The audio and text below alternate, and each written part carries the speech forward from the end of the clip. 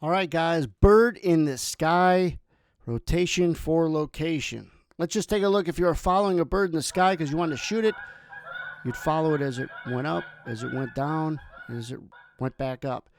And where the bird is last is where price is. So let's relate that to a chart. When you're looking at a chart and trying to find the right periodicity that fits your style, I suggest point and figure, simply because it shows great rotation. What's key about learning any time frame of the periodicity you're going to use, like a 5-tick range chart or a 5-minute chart, a 60-minute chart, is what creates the next bar.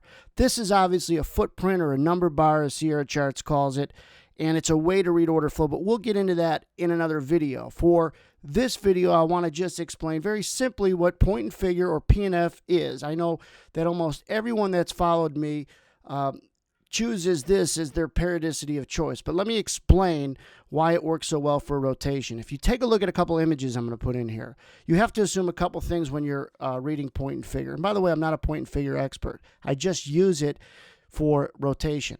When we look at a particular bar, we first assume this is an up bar, which means what? Which means it's always tracking whatever the highest price is in that bar.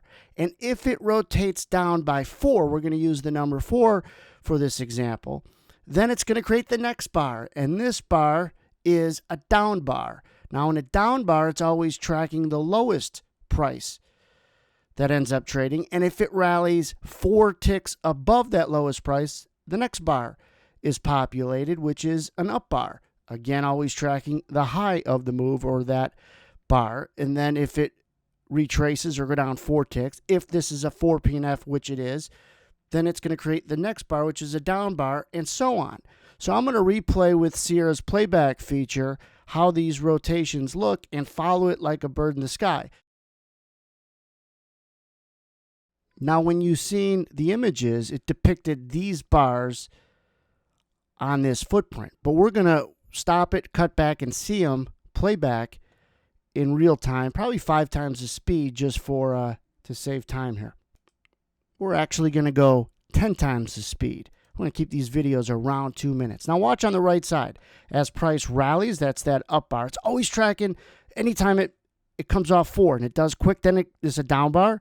Now it retraces 4 ticks to the high. Now you're seeing this chop, this quick rotation. I could slow it down and show you, but you could always replay it slower. Here's a nice down bar. It's always tracking whatever the low of the move is. Now it's tracking whatever the high is. So let's stop it a second, or pause it, and let's go to just 2 times the speed. All right. See these red lines that start coming out? Those are called edge zones. We'll talk about that in another video, but it also is tracking the tempo when the speed goes up or down fast, down red, up green. So let's play it at just 2 times the speed and slow it down. This would be considered a down bar. It's tracking the low of the price. If it ever and when it goes up more than 4 more ticks, it creates the next bar. This is an up bar, tracking the high. As soon as it goes down 4 more ticks, the next bar is created. So you could feel or see this rotation of what price is doing. Oftentimes this is good resistance like it was in here, but the point is right now it's tracking the lowest down bar. If it goes, or when it goes 4 ticks above the low, the next bar will create, and that would be an up bar. Bird in the sky and rotation for location. Thanks for watching.